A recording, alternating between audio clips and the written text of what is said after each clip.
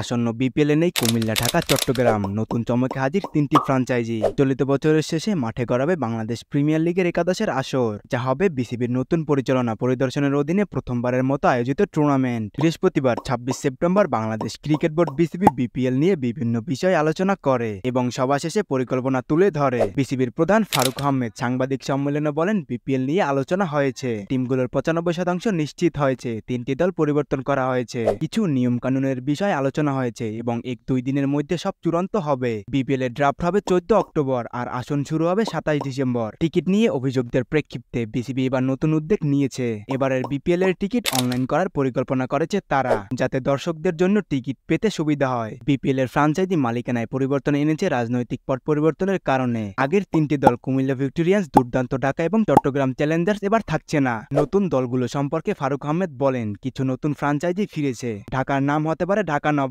এবং রাজশাহীর একটি দলও বিপিএল এ যোগ দিচ্ছে। নতুন এই আসর নিয়ে ক্রিকেট প্রেমীদের মধ্যে দারুণ উত্তেজনা বিরাজ করেছে, বিশেষ করে ফ্র্যাঞ্চাইজির পরিবর্তন ও টুর্নামেন্টের নতুন উদ্যোগগুলো ঘিরে।